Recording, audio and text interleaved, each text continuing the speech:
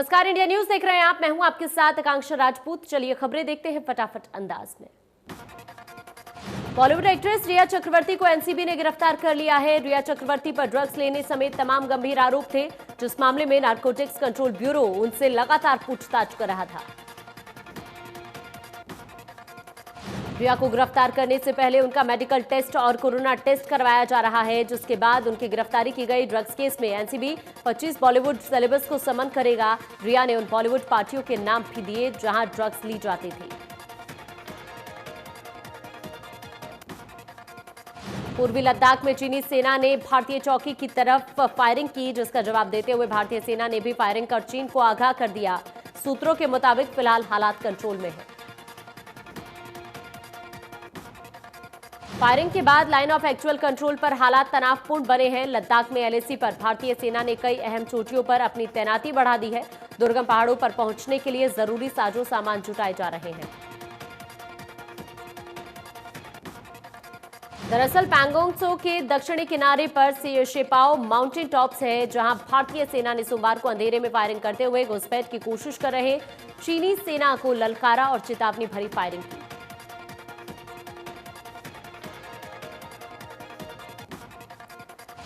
LAC पर पहले गोली चलाने के बाद चीन गलत बयानी पर भी उतर आया है। पीपल्स लिबरेशन आर्मी के प्रवक्ता ने इसे भारत की तरफ से उकसावे वाली कार्रवाई करार दिया। चीन की ओर से एलएसी पर की गई फायरिंग को लेकर विदेश मंत्री एस जयशंकर ने कहा कि सरहद पर हालात तनावपूर्ण है, जिसको देखते हुए चीन के साथ बड़ी राजनीतिक बातचीत की जरूरत है। पूरी दुनिया में कोरोना के मरीजों की संख्या हुई 2,74,85,000 के पार। अब तक 8,96,000 से ज्यादा मरीजों की मौत।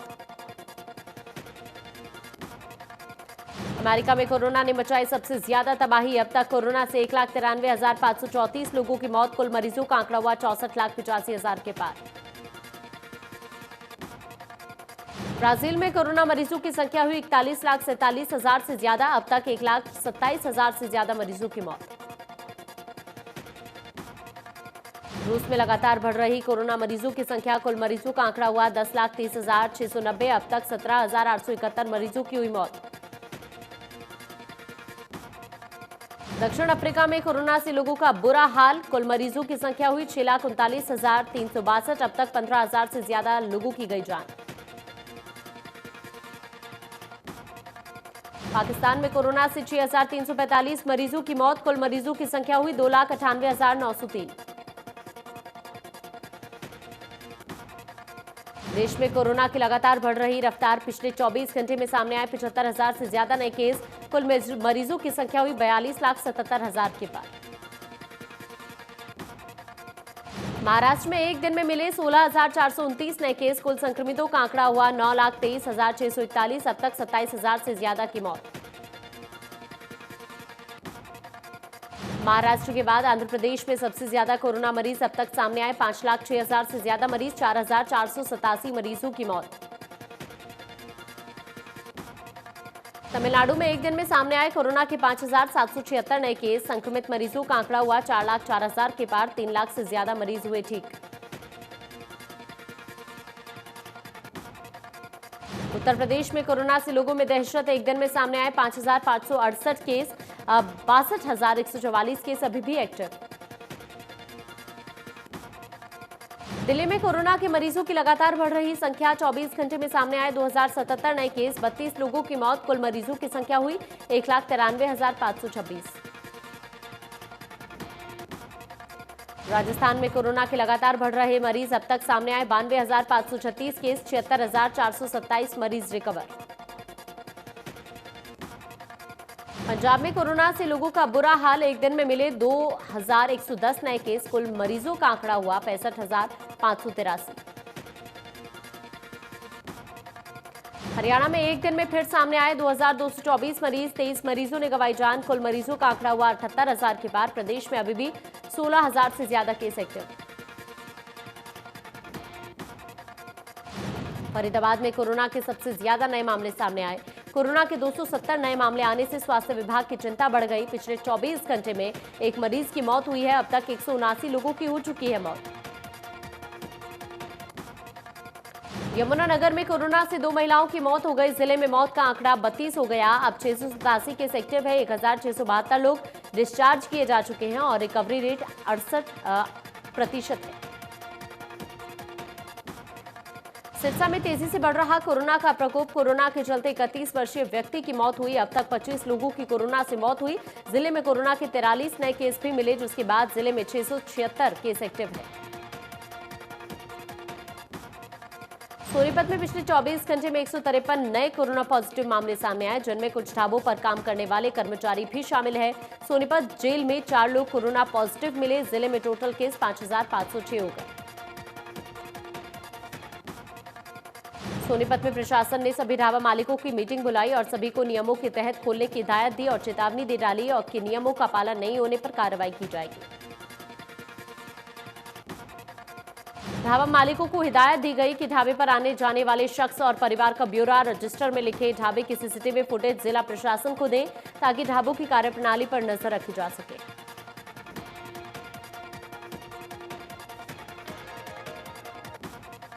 पंचकुला में कोरोना का कहर जारी। एक दिन में फिर सामने आए 265 नए केस। प्रशासन की बड़ी चिंता। स्कूलों में फिर से रौनक लौटाने की कवायद शुरू कर दी गई है। सोनीपत के वाजिदपुर सबौली के राजकीय उच्च स्कूल में 10वीं क्लास के बच्चों को बुलवाकर पढ़ाया गया। सरकार के निर्देश पर यह रिहर्सल की गई। स्कूल में बच्चों को सोशल डिस्टेंसिंग से लेकर मास्क तक के नियमों के बारे में समझाया गया। स्कूल में घुसने से पहले उनकी थर्मल स्क्रीनिंग करवाई गई। एक कमरे में 15 और एक पंक्ति में 5 बच्चों को बैठाने की इजाजत दी गई। कैबिनेट मंत्री रणजीत सिंह की कोरोना रिपोर्ट नेगेटिव आई है। इस बात की जानकारी मंत्री रणजीत सिंह ने ट्वीट कर दी। उन्होंने ट्वीट कर कहा कि आपकी दुआओं की वजह से मेरी रिपोर्ट नेगेटिव आई है। अभी पूर्ण रूप से स्वस्थ हूं। चंडीगढ़ में परिवहन विभाग की बैठक में परिवहन मंत्री मूलचंद शर्मा ने कहा कि अनलॉक 4.0 में हरियाणा से दूसरे राज्यों के लिए बस सेवा जल्द शुरू की जाएगी। परिवहन मंत्री ने बताया कि कोरोना काल में हरियाणा रोडवेज को करीब 900 करोड़ रुपए का नुकसान हुआ है। वहीं ई टिकटिंग की प्रक्रिया को लेकर मूलचंद शर्मा ने कहा कि ई टिकटिंग सेवा अक्टूबर में शुरू कर दी जाएगी। साथ ही निजी वाहनों के प्रभाव को भी कम किया जाएगा। जींद बीजेपी मुख्यालय में बीजेपी प्रदेश अध्यक्ष ओपी धनखड़ और संगठन मंत्री सुरेश भट्ट ने 6 जिलों से कार्यकर्ताओं से मुलाकात की। इस दौरान ओपी धनखड़ और सुरेश भट्ट ने कार्यकर्ताओं के साथ संगठन मजबूती और बड़ौदा उपचुनाव में जीत को लेकर चर्चा की। हिसार में श्रम एवं राज्य मंत्री अनूप धानड़ ने 12वीं क्लास में पहले और दूसरे स्थान पर आने वाले छात्रों को सम्मानित किया। राज्य मंत्री अनूप धानड़ ने चमारखेड़ा की छात्रा पल्लवी और मोनिका को स्कूल प्रांगण में पहुंचकर लैपटॉप और स्मृति चिन्ह देकर सम्मानित किया। कुरुक्षेत्र में भारतीय किसान यूनियन के प्रदेश अध्यक्ष गुरनाम सिंह चढ़ूनी के घर के बाहर गिरफ्तारी के नोटिस चस्पा। प्रशासन ने 10 सितंबर को रैली करने के फैसले को रद्द करने की मांग की। रैली करने पर गिरफ्तार करने का नोटिस जारी। लेकिन गुरनाम सिंह चढ़ूनी ने नोटिस की परवाह न करते हुए कहा कि 10 सितंबर को पिपले अनाज मंडी में भारतीय किसान यूनियन केंद्र सरकार के 3 अध्यादेश के खिलाफ प्रदर्शन करेगा। सफेद मक्खी से खराब हुई नरमा कपास की फसलों की विशेष गिरदावरी की मांग को लेकर किसानों का लघु सचिवालय के सामने अनिश्चितकालीन धरना दूसरे दिन भी जारी रहा। किसानों ने प्रशासन के खिलाफ रोष जताया। किसानों ने सरकार से विशेष गिरदावरी शुरू करवाने और 50,000 प्रति एकड़ मुआवजा दिए जाने की मांग की। कहा कि उनके करीब 80 से 90% नरमे कपास की फसल बर्बाद हो चुकी है। करनाल में यूपी के किसान ट्रैक्टर ट्रॉली में पूसा 1509 किस्म की धान को लेकर पहुंच रहे हैं, लेकिन हरियाणा के किसानों के धान की फसल को मंडियों में आने में 2-2 हफ्ते का वक्त लगेगा, जिससे हरियाणा के किसान कोरोना के साथ साथ फसल लागत और रेट की मार भी झेल रहे हैं। यूपी के किसान हरियाणा की मंडियों में सस्ते दाम पर धान बेच रहे हैं। किसानों का कहना है कि पूसा 1509 का दाम पिछले साल 2100 से 2200 के बीच था, लेकिन इस बार आढ़ती यूपी के किसानों की धान 1500 से 1600 रुपए प्रति क्विंटल खरीद रहे हैं, जबकि बाहरी प्रदेश के किसानों की धान की फसल पर हरियाणा में बेचने पर रोक लगी है। प्रदेश के किसानों का कहना है कि सरकार के प्रतिबंध के बावजूद हरियाणा में किसानों ने धान की फसल की रोपाई 25 सितंबर के बाद की थी, जिससे उनकी फसल पकने में अभी वक्त लगेगा। ग्रेटर फरीदाबाद में अवैध निर्माणों पर प्रशासन का पीला पंजा चला है। कोरोना वायरस के चलते लॉकडाउन के दौरान ग्रेटर फरीदाबाद में काफी अवैध निर्माण किए गए, जिसे प्रशासन ने गिरा दिया। बता दें कि लगातार नगर निगम को अवैध निर्माण की शिकायतें मिल रही थी। इसी के चलते joint commissioner Alka Chaudhary, XEN Ombir और जेई मनीष सहरावत की टीम ने मौके पर पहुंचकर आधा दर्जन से ज्यादा अवैध निर्माणों को ध्वस्त कर दिया। फतेहाबाद में बिजली निगम ने बार एसोसिएशन के कार्यालय का बिजली कनेक्शन काट दिया। जानकारी के मुताबिक बार एसोसिएशन पर करीब 2.5 लाख रुपए का बिजली बकाया है। एसडीओ ने बताया कि बार एसोसिएशन ने कई महीने से बिल नहीं भरा है, जिसके चलते कनेक्शन काटना पड़ा। फरीदाबाद में मास्टर प्लान 2031 के तहत नगर निगम क्षेत्र का दायरा बढ़ाने की तैयारी शुरू हो चुकी है। इसके लिए निगम ने फरीदाबाद के 26 गांवों के चिन्हित कर दूसरे विभागों से रिपोर्ट मांगी है। पलवल में 50 गांव के पंचायत प्रतिनिधियों ने लघु सचिवालय में प्रदर्शन किया। पंचायत प्रतिनिधियों का कहना है कि उन्हें पिछले 32 महीने से मानदेय नहीं मिला है, जिससे उनकी परेशानी लगातार बढ़ रही है। प्रदर्शनकारियों ने सरकारी कर्मचारियों पर मानदेय हड़पने का आरोप लगाया। साथ ही मांग करते हुए कहा कि उनका मानदेय जल्द से जल्द दिया जाए। कैथल में प्रधानमंत्री आदर्श ग्राम योजना के तहत जिले के 20 गांवों को किया गया चिन्हित। इस योजना के तहत हर गांव को केंद्र सरकार से 20 लाख रुपए का बजट मिलेगा। अतिरिक्त उपायुक्त सतवीर सिंह कुंडू ने बताया कि योजना के तहत चयनित 20 गांव में 282 कार्यों की पहचान की गई है, जहां 20 लाख की लागत से विकास कार्य कराए जाएंगे। कुरुक्षेत्र विश्वविद्यालय की ऑनलाइन और ऑफलाइन परीक्षाएं 10 सितंबर से शुरू होंगी। इसके लिए प्रशासन ने सभी तैयारियां पूरी कर ली हैं और छात्रों के एडमिट कार्ड भी वेबसाइट पर अपलोड कर दिए हैं। अब सरकारी स्कूलों के बच्चे भी अंग्रेजी माध्यम से स्कूलों में पढ़ सकेंगे। सरकार ने प्रदेश के 109 सरकारी स्कूलों को राजकीय मॉडल संस्कृति सीनियर सेकेंडरी स्कूल का दर्जा दिया है। साथ ही सरकारी स्कूल में अंग्रेजी भाषा के ज्ञान के लिए इंग्लिश लैब भी खोली जा रही है, जिससे छात्र और अभिभावक बेहद खुश हैं। रादौर में भी शिक्षा विभाग ने राजकीय वरिष्ठ माध्यमिक विद्यालय को राजकीय मॉडल संस्कृति सीनियर सेकेंडरी स्कूल का दर्जा प्रदान किया है। रादौर विधानसभा क्षेत्र में ये पहला ऐसा स्कूल होगा जहां बच्चों को 6ठी से 12वीं तक अंग्रेजी माध्यम से शिक्षा दी जाएगी। शिक्षा विभाग की ओर से रादौर के इस सरकारी स्कूल में अंग्रेजी भाषा के ज्ञान के लिए इंग्लिश लैब खोली जा रही है, जिसको लेकर विभाग की ओर से स्कूल में 30 कंप्यूटर भेजे गए हैं। स्कूल में अभी भिवानी बोर्ड के माध्यम से शिक्षा दी जाएगी। बाद में इस स्कूल को सीबीएसई पैटर्न से जोड़ा जाए। रेवाड़ी में लोगों से हो रही धोखाधड़ी थमने का नाम नहीं ले रही। रेवाड़ी की सीआईए पुलिस ने कंपनी कर्मचारी का कार्ड बदलकर 25,000 की ठगी करने वाले बदमाश को कार्ड सहित गिरफ्तार करने में सफलता हासिल की है। डीएसपी ने बताया कि पीड़ित जब एटीएम से पैसे निकाल रहा था, तब 2 युवकों ने उसका एटीएम कार्ड बदलकर 25,000 रुपए निकाल लिए। पूछताछ में आरोपी ने ठगी की बात कबूल ली। आरोपी ने 2 साथियों के नाम भी बताए। करनाल के गांव सौकड़ा निवासी 25 वर्षीय युवक की संदिग्ध हालात में मौत हो गई। युवक के परिजन हत्या का आरोप लगा रहे हैं। पुलिस पोस्टमार्टम रिपोर्ट का इंतजार कर रही है। युवक अपने गांव सोंगड़ा से अजंथली जा रहा था। युवक का शव सड़क पर मिला, जबकि युवक की बाइक खेत में पड़ी मिली। युवक की बाइक की टक्कर एक अज्ञात वाहन के साथ हुई, जिसके बाद यह हादसा हुआ। वाहन चालक मौके से फरार हो गया। डीएसपी सतीश कुमार वत्स अब महेंद्र चावला के आरटीआई मामलों में जन सूचना अधिकारी नहीं रहेंगे। सूचना आयोग ने महेंद्र चावला की शिकायत पर सुनवाई करते हुए यह आदेश जारी किया है और एसपी पानीपत को सतीश वत्स की जगह दूसरे किसी डीएसपी को जन सूचना अधिकारी नियुक्त करने के आदेश दिए हैं। महेंद्र चावला ने बताया कि डीएसपी सतीश कुमार वत्स गांव सनोली खुर्द की महिला सरपंच प्रियंका शर्मा परिवार और आसाराम बापू के समर्थकों के लगातार संपर्क में होने के कारण महेंद्र चावला से रंजिश रखे हुए हैं और बहुत सारा सरकारी रिकॉर्ड और जरूरी सूचनाओं को जानबूझकर छिपा रहे हैं। पलवल में 11 साल की बच्ची की हत्या और गैंगरेप के आरोपियों को फांसी देने की मांग को लेकर जिला के मुखबिरों बच्चों ने लघु सचिवालय में प्रदर्शन किया। प्रदर्शन में शामिल लोगों ने आरोपियों को फांसी देने की मांग की।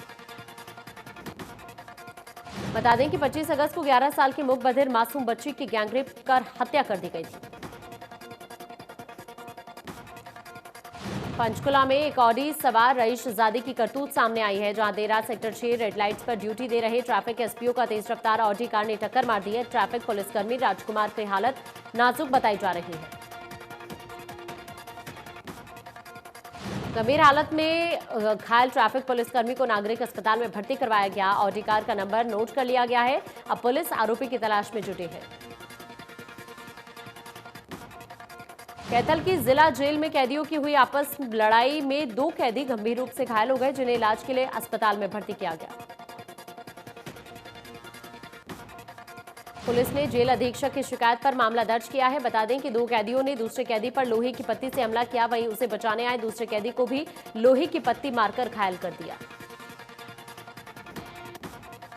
फरीदाबाद में सरेआम उड़ रही आबकारी अधिनियम की धज्जियां, यहां खुलेआम लोग शराब के ठेके के सामने शराब पी रहे हैं। बता दें कि ये तस्वीरें खेड़ी पुल के पास बने ठेके की है, जहां लोग बिना किसी डर के खुलेआम शराब पी रहे हैं। बहादुरगढ़ में बेखौफ बदमाशों ने बीजेपी नेता राजपाल शर्मा के भतीजे को गोली मार दी। इंदिरा मार्केट में बेकरी में काम कर रहे सौरभ को 2 बदमाशों ने गोली मारी।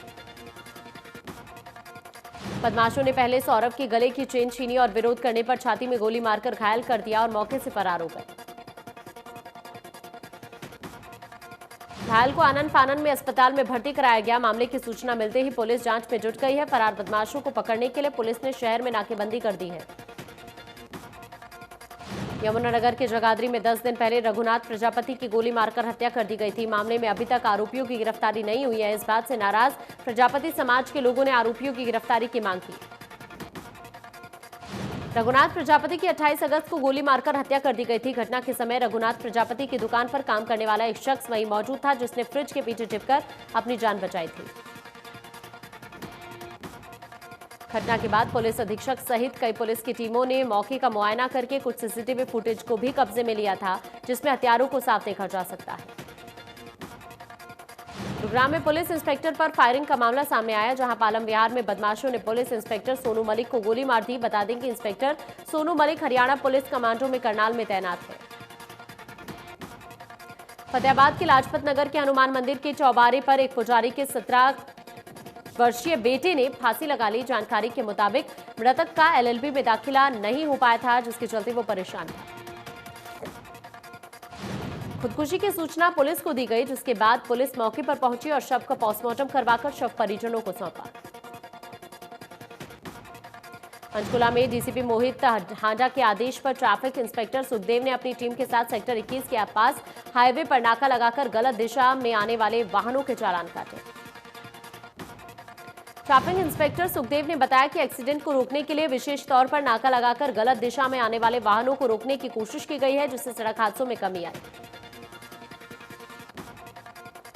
टोहाना में कैंची चौक पर ब्रेड स्टोर में आग लगने से लाखों का सामान जलकर राख हो गया। आग लगने की सूचना मिलने के बाद दमकल की टीम मौके पर पहुंची और आग पर काबू पाया। स्टोर मालिक ने सरकार से किसानों की तर्ज पर मुआवजा देने की मांग की है। पीड़ित स्टोर मालिक का कहना है कि शॉर्ट सर्किट के चलते स्टोर में भीषण आग लग गई, जिससे उसे लाखों का नुकसान हुआ है। करनाल में एक दर्दनाक हादसे में एक युवती की मौत हो गई। पुलिस के मुताबिक सेक्टर 16 में एक डंपर ने स्कूटी सवार 26 साल की युवती को कुचल दिया, जिससे उसकी मौके पर मौत हो गई। युवती की मौत के बाद परिजनों का रो रो कर बुरा हाल है। परिजनों का कहना है कि मृतक मिनी की नौकरी से ही परिवार का खर्च चलता था। भारत सरकार से अल्पसंख्यक बच्चों को मिलने वाली स्कॉलरशिप योजना पर एक्शनएड मेवात कारवा के वेबिनार में नूंह जिले के सैकड़ों बच्चों ने हिस्सा लिया। बता दें कि इस वेबिनार में अल्पसंख्यक बच्चों की पढ़ाई के लिए जारी योजनाओं की जानकारी दी गई। अक्षय कुमार अपनी अपकमिंग फिल्म पृथ्वीराज की शूटिंग अक्टूबर में शुरू करने जा रहे हैं। फिल्म एक ऐतिहासिक पीरियड ड्रामा बेस्ड होगी। फिल्म में अक्षय कुमार, सोनू सूद और मानुषी छिल्लर जैसे सितारे नजर आएंगे। टाइगर श्रॉफ ने अनबिलीवेबल सॉन्ग से बॉलीवुड में अपना सिंगिंग डेब्यू करने जा रहे हैं। अनबिलीवेबल सॉन्ग का मोशन पोस्टर रिलीज हो गया है। ईशान खट्टर और अनन्या पांडे की अपकमिंग फिल्म खाली पीली का पहला सॉन्ग बियॉन्से शर्मा जाएगी रिलीज हो चुका है। सॉन्ग में ईशान खट्टर और अनन्या पांडे की जोड़ी कमाल की लग रही है। धर्मेंद्र ने हाल ही में अपने ट्विटर अकाउंट पर एक वीडियो शेयर किया है। ये वीडियो फिल्म समाधि का फेमस सॉन्ग है। वीडियो में धर्मेंद्र एक्ट्रेस आशा पारिक के साथ नजर आ रहे हैं। वीडियो को शेयर करते हुए धर्मेंद्र ने लिखा, यूं ना होते तो कुछ ना होते। मलाइका अरोड़ा का इम्तियाज बेस्ट डांसर के सेट से एक वीडियो खूब वायरल हो रहा है, जिसमें मलाइका डांसर राघव जुयाल के साथ रोमांटिक डांस करते हुए नजर आ रहे हैं। अक्षय कुमार जल्द ही बियर ग्रिल्स के शो इनटू द वाइल्ड का हिस्सा बनने जा रहे हैं। अक्षय ने ट्विटर पर एक शो के नए प्रोमो का शेयर भी किया है, जिसमें अक्षय खतरनाक स्टंट करते हुए दिख रहे हैं। धनाश्री वर्मा और एक्ट्रेस सरगुन मेहता का एक डांस वीडियो इन दिनों सोशल मीडिया पर तहलका मचा रहा है। सरगुन मेहता ने अपने इंस्टाग्राम अकाउंट से एक वीडियो शेयर किया, जिसमें दोनों डांसर दिलजीत दोसांझ के गाने गोट पर धमाकेदार डांस करती हुई नजर आ रही हैं। माधुरी दीक्षित इन दिनों सोशल मीडिया पर खासी एक्टिव रहती है। माधुरी दीक्षित का एक थ्रोबैक वीडियो काफी वायरल हो रहा है। वीडियो में माधुरी और कृति सेनन बिना पायल के ही बजे घुंघरू गाने पर डांस करती हुई नजर आ रही हैं। वीडियो में माधुरी और कृति की अदाएं सबके होश उड़ा रही हैं। एक्टर डायरेक्टर राकेश रोशन ने सोमवार को अपना 71वां जन्मदिन सेलिब्रेट किया। राकेश रोशन के बर्थडे का एक वीडियो सोशल मीडिया पर काफी वायरल हो रहा है। वीडियो को राकेश की पत्नी पिंकी रोशन ने अपना इंस्टाग्राम अकाउंट पर शेयर किया है। तेलुगु एक्टर जयप्रकाश रेड्डी का मंगलवार को हार्ट अटैक से निधन हो गया। जयप्रकाश के निधन से तेलुगु इंडस्ट्री में शोक की लहर है। आंध्र प्रदेश के पूर्व मुख्यमंत्री एन चंद्रबाबू नायडू ने जयप्रकाश रेड्डी को श्रद्धांजलि भी अर्पित की है।